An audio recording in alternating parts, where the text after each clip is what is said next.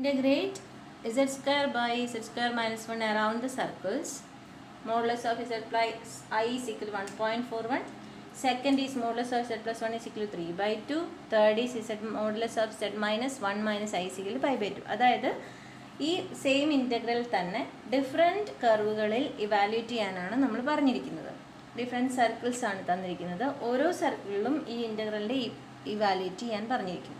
So നമുക്ക് first circle എടുക്കാം. That is modulus of z plus I is equal to 1.41. അപ്പോൾ നമുക്ക് evaluate ചെയ്യേണ്ടത് integral over C z square by z square minus 1 dz ആണ്. അതിനു മുമ്പ് നമുക്കിത് അനാലിറ്റിക് അല്ലാത്ത പോയിൻറ്റ്സ് ഏതൊക്കെയാണെന്ന് നോക്കാം. അതായത് z square minus 1 equal to 0 ആണെങ്കിൽ z plus 1 into z minus 1 equal to 0. So z is equal to 1 and minus 1 are the points at which the function is not analytic. അപ്പോൾ 1ലും minus 1ലും ഇത് analytic അല്ലാത്ത points ആണ്. അപ്പോൾ നമുക്കതിനെ integral over C z square by z minus 1 into z plus 1 dz എന്ന് എഴുതാം. ഇനി നമുക്ക് ഈ 1ഉം മൈനസ് 1ഉം ഈ സർക്കിളിനുള്ളിലെ പോയിൻറ്റ്സ് ആണോ എന്ന് ചെക്ക് ചെയ്തതിന് ശേഷം വേണം ഫോർമുലയോ തിയറമോ അപ്ലൈ ചെയ്യാൻ. അപ്പോൾ ഇവിടെ z ഈക്വൽ ടു 1 ആകുമ്പോൾ നമുക്കിവിടെ എന്ത് വരും? മോഡുലസ് ഓഫ് 1 പ്ലസ് ഐ എന്ന് വരും. മോഡുലസ് ഓഫ് 1 പ്ലസ് എന്ന് പറഞ്ഞാൽ root of 1 square plus 1 that is root 2. Root 2 എന്ന് പറയുന്നത് root 2 is the value root 2 is 1.412 എന്ന് പറയുമ്പോൾ ഇറ്റ് ഈസ് ഗ്രേറ്റർ ദാൻ 1.41 ആണ്. So it is outside C എന്നാണ് നമുക്ക് കിട്ടുന്നത്. നൗ നമുക്ക് z ഈക്വൽ ടു മൈനസ് 1 നോക്കാം. z മൈനസ് 1 ആകുമ്പോൾ modulus of 1 minus I again root of 1 square plus 1 again it is same root 2 is greater than 1.41. it's also outside the curve C. അതായത് ഇതിനകത്ത് z equal to minus 1ഉം z equal to plus 1ഉം ഈ രണ്ട് പോയിന്റും ഈ തന്നിരിക്കുന്ന കർവിൻ്റെ ഔട്ട്സൈഡാണ്. എന്ന് പറഞ്ഞാൽ ഈ തന്നിരിക്കുന്ന ഹോൾ ഫംഗ്ഷൻ ഈ കർവിനുള്ളിൽ അനാലിറ്റിക് ആണ് എന്നാണ് അതിൻ്റെ അർത്ഥം. കാരണം അനാലിറ്റിക് അല്ലാത്ത രണ്ട് പോയിൻറ്റ്സേ ഉണ്ടായിരുന്നുള്ളൂ. ആ പോയിൻറ്റ്സ് ആ കർവിൻ്റെ ഔട്ട്സൈഡ് ആണെന്ന് നമ്മൾ ചെക്ക് ചെയ്ത് കണ്ടുപിടിച്ചു. എന്ന് പറഞ്ഞാൽ whole function under the integral sign is an analytic function. അപ്പോൾ നമുക്കറിയാം കോഷീസ് ഇൻ്റഗ്രൽ തിയറം അനുസരിച്ച് if the function under the integral sign is analytic along the proposed curve C, its integral value is equal to 0. അതായത് ഈ function ഈ കർവിൽ analytic ആയതുകൊണ്ട് ഇതിൻ്റെ integral will be is equal to 0 by Cauchy's integral theorem. അപ്പോൾ ഇതാണ് നമ്മുടെ first സർക്കിളിൻ്റെ ആൻസർ. ഓക്കെ, ഇനി നമുക്ക് സെക്കൻഡ് സർക്കിൾ കൺസിഡർ ചെയ്യാം. Modulus of z plus 1 is equal to 3/2. അപ്പോൾ ഈ സർക്കിളിലും നമുക്ക് integral z square by z square minus 1 over this circle dz is equal to integral over C z square by z plus 1 into z minus 1 dz എന്ന് എഴുതി. ഇനി നമുക്കിവിടെ നമുക്ക് z equal to 1ഉം minus 1ഉം ഈ സർക്കിളിൻ്റെ ഇൻസൈഡ് ആണോ outside ആണോ എന്ന് നോക്കാം. അപ്പോൾ z ഈക്വൽ ടു 1 ആകുമ്പോൾ this is A circle modulus of z plus 1. Substituting z equal to 1, it is modulus of 1 plus 1 is equal to 2, which is surely greater than 3/2. എന്ന് പറഞ്ഞാൽ z equal to 1 എന്ന് പറഞ്ഞു കഴിഞ്ഞാൽ mod z plus 1 equal to 3/2 എന്ന് പറയുന്ന സർക്കിളിൻ്റെ outside ആണ്. കാരണം ഇവിടെ z 1 എന്ന് സബ്സ്റ്റിറ്റ്യൂട്ട് ചെയ്തപ്പോൾ അത് 3/2ൻ്റെ ഗ്രേറ്റർ ആണ്, ഔട്ട്സൈഡ് ദ സർക്കിൾ എന്നാണ് കിട്ടുന്നത്. Therefore we get z is equal to 1 is outside the given curve or circle. ഇനി അടുത്തത് z ഈക്വൽ ടു മൈനസ് 1. അതിവിടെ സബ്സ്റ്റിറ്റ്യൂട്ട് ചെയ്യാം. Modulus of z minus 1 plus 1 കൊടുക്കുക. So minus 1 plus 1 is modulus of 0, that is 0 is less than 3/2. അതിൻ്റെ അർത്ഥം എന്താ?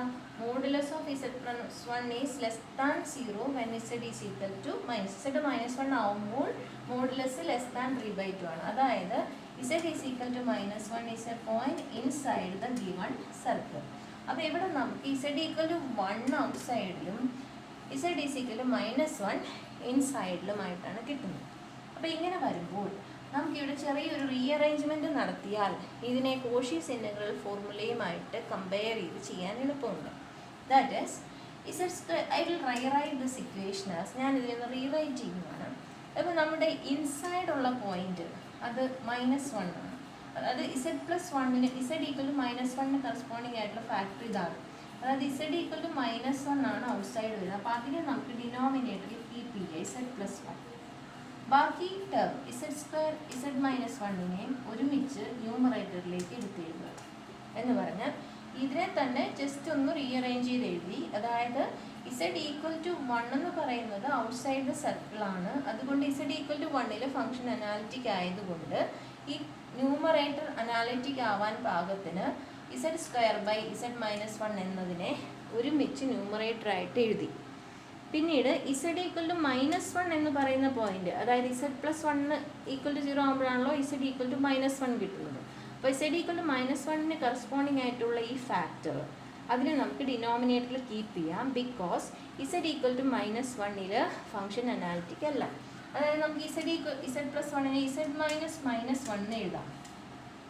എന്നിട്ട് നമുക്ക് ഈ ഇക്വേഷനെ കോഷീസ് ഇൻ്റഗ്രൽ ഫോർമുലയായിട്ട് കമ്പയർ ചെയ്താൽ, ഇപ്പോൾ നമുക്ക് കിട്ടിയിരിക്കുന്ന ഇക്വേഷനുമായിട്ട് കമ്പയർ ചെയ്താൽ നമുക്ക് മനസ്സിലാക്കാം ഈ ഫംഗ്ഷൻ ന്യൂമറേറ്ററിൽ വരുന്ന ഈ ഹോൾ ഫംഗ്ഷൻ അനാലിറ്റിക് ആണ്.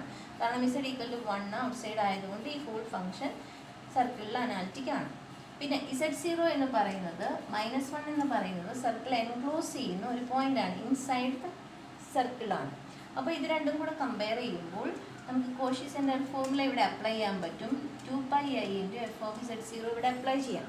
എങ്ങനെ അപ്ലൈ ചെയ്യാം? അപ്പോൾ ഇവിടെ നമുക്ക് 2πi × ഇവിടുത്തെ f(z) എന്ന് പറയുന്നത് ന്യൂമറേറ്റർ ആണ്. f(z) ഈസ് Z² Z-1 ആണ് ഈ ന്യൂമറേറ്റർ അല്ലേ. അപ്പോൾ ഇവിടെ Z0 എന്താണ്? Z0 എന്ന് പറഞ്ഞാൽ ഡിനോമിനേറ്ററിൽ വരുന്ന ഈ പോയിന്റ് -1 ആണ്. അപ്പോൾ നമുക്ക് 2πi × f(z0) എന്ന് പറഞ്ഞാൽ f(-1).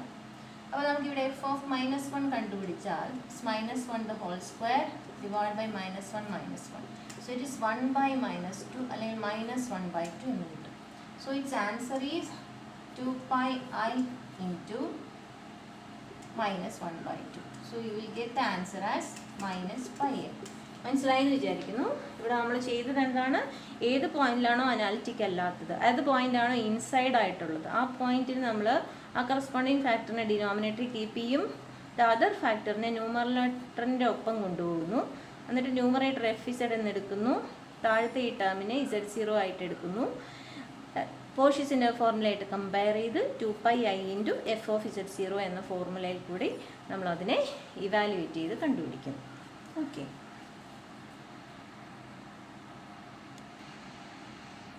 Okay, now third circle is modulus of Z-1 - I is equal to π/2. ഇവിടെ നമുക്ക് Z=1 Z=-1 ഈ സർക്കിളിൻ്റെ ഉള്ളിലാണോ അല്ലെങ്കിൽ ഔട്ട്സൈഡ് ആണോ നോക്കാം. Z=1 ആകുമ്പോൾ ഇക്വേഷൻ മോഡുലസ് ഓഫ് Z-ന് 1 എന്ന് കൊടുക്കാം. 1 - 1 - I എന്ന് വരും. 1 - 1 is 0. മോഡുലസ് ഓഫ് -I എന്ന് പറഞ്ഞാൽ √(-1) the whole square, √(1² is equal to 1. So 1 is obviously less than π/2 ആണ്, 3.14. അതുകൊണ്ട് Z=1 എന്ന് പറയുന്നത് ലെസ് ദാൻ π/2 ആയതുകൊണ്ട് Z=1 എന്ന് പറയുന്നത് ഇൻസൈഡ് ദ കർവാണ്, ദിസ് സർക്കിളാണ്. Z=-1 സബ്സ്റ്റിറ്റ്യൂട്ട് ചെയ്ത് കഴിഞ്ഞാൽ മോഡുലസ് ഓഫ് Z -1 കൊടുക്കാം. -1 - I എന്ന് വരും. അപ്പോൾ നമുക്ക് ഇത് -2 - I എന്നാണ് വരിക. അപ്പോൾ അതിൻ്റെ മോഡുലസ് എടുക്കുമ്പോൾ -2 the whole square is 4, 1 the whole square is 1, so √5 എന്ന് വരും. അപ്പോൾ √5 is greater than π/2 ആണ്. അതായത് Z=-1 എന്ന് പറയുന്നത് ഔട്ട്സൈഡ് ദ സർക്കിളാണ്. അപ്പോൾ ഇവിടെ നമുക്ക് മുമ്പത്തെ കർവിലയിൽ നിന്നും നേരെ തിരിച്ചാണ് കിട്ടുന്നത്. Z=1 എന്ന് പറയുന്നത് ഇൻസൈഡിലും Z=-1 എന്ന് പറയുന്നത് ഔട്ട്സൈഡിലും. That means integral over C Z² Z+1 × Z-1 dz ആണ് നമ്മുടെ പർട്ടിക്കുലർ ഫംഗ്ഷൻ. അപ്പോൾ ഇവിടെ നമുക്ക് നോക്കിയാൽ Z=1 എന്ന് പറയുന്ന ഈ പോയിന്റ് ഇൻസൈഡാണ്, Z=-1 എന്ന് പറയുന്ന പോയിന്റ് ഔട്ട്സൈഡാണ്. അതുകൊണ്ട് ഈ ഇൻറ്റഗ്രലിനെ നമ്മൾ എങ്ങനെയാണ് കമ്പൈൻ ചെയ്ത് എഴുതേണ്ടത്?